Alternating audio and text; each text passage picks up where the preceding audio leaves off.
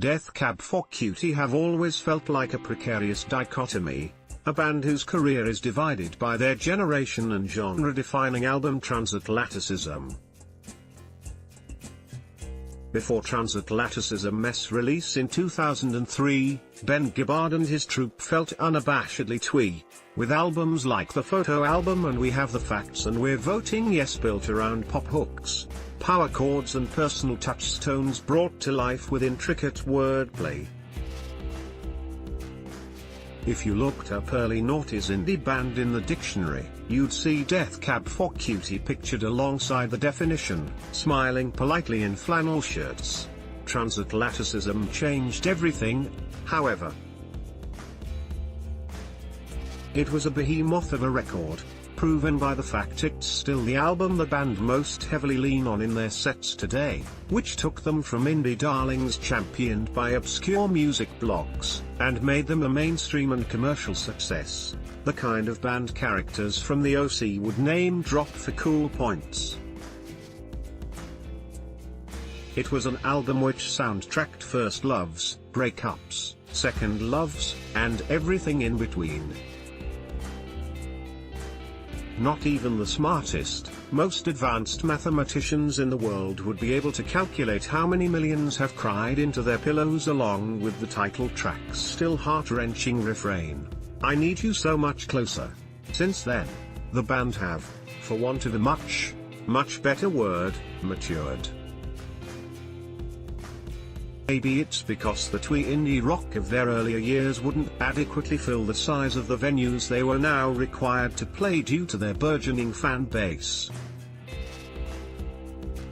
Or maybe, like the rest of us, like the few thousands packed in the Royal Festival Hall in London, for their set as part of the Robert Smith curated Meltdown Festival, maybe they just got older, and maybe their styles of playing and writing changed along with them. Either way, the albums that followed Transatlanticism, although stunningly beautiful, in their moments, never quite packed the same emotional punch of their breakthrough or indeed the ones that came before it. Plans, for example, felt more like a companion to Transatlanticism rather than a record that stood out on its own. And even though the band explored different soundscapes and experimented with their musicality in different ways on Narrow Stairs, Codes and Keys and Kintsugi, they were more of a collection of songs rather than a succinct and complete album, like in their earlier years. The crowd at the 1968 festival Jefferson Airplane at a 1968 Grace Slick with Jefferson Airplane o 1968 The Isle of Wight Festival Fleetwood Mac headline in 2015 John Giddings, now festival curator. Jefferson Airplane at the 1968 festival, Arthur Brown at the 1968 event. The crowd at the 1968 festival Jefferson Airplane at a 1968 Grace Slick with Jefferson Airplane o 1968 The Isle of Wight Festival Fleetwood Mac headline in 2015 John Giddings, now festival curator. Jefferson Airplane at the 1968 festival, Arthur Brown at the 1968 event.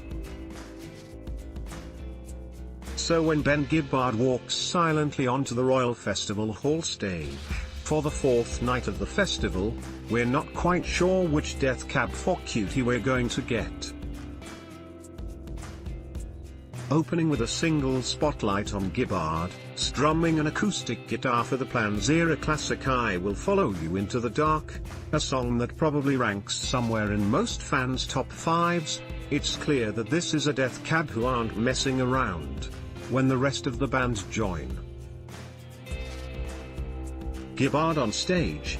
They run through a slew of likewise fan favorites, Narrow Stairs pulsating jam I Will Possess Your Heart broods through the Royal Festival Hall, while the sudden rush of the new year hits like a friendly tap on the shoulder from an old friend, and feels just as comforting.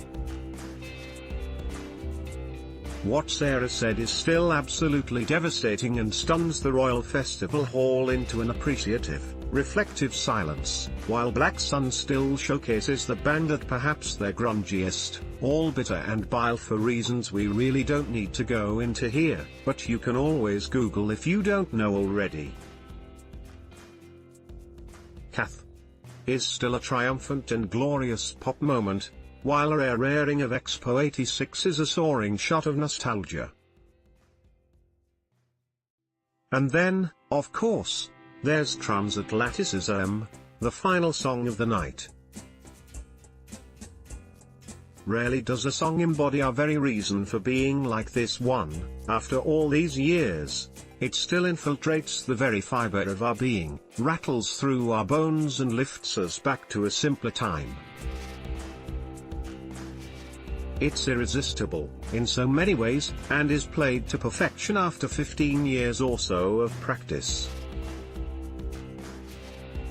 New tracks aside, at this stage in their career, Death Cab for Cutie have so many songs to cherry-pick from to build the foundations of a greatest hits set to rival any of indie rock's elder statesmen.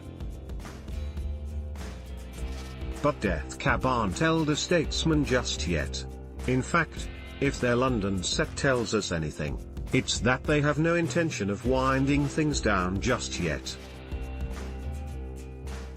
While the band have no problems embracing their past like so many others do, as demonstrated on this night, and by a gig at London's Scala the following night, which managed to draw deeper into their back catalogue to offer something dramatically different but equally excitable than what we got at Meltdown. New tracks like Gold Rush and Summer Years shimmer with optimism, showing the band with seemingly a new lease of life. Death Cab for Cutie, O2 Shepherd's Bush Empire, gig review. This is equally as apparent on stage as it is in their sound. Gibbard and crew seem more confident, more self-assured, and even more playful than they've seemed in years.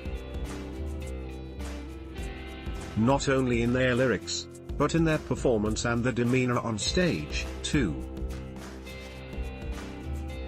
The songs themselves hark back to the charm from their pre-transatlanticism days, spliced with the maturity of their musicianship. When we wondered which Death Cab for Cutie we'd be getting off stage after their time spent writing and recording Thank You for Today, to be released later in the year, we never expected the answer to be the best of both. While they're spoilt for choice for a greatest hits set already, this warm-up for their next chapter suggests the best could still be yet to come, finally lifting them from the shadow of transatlanticism.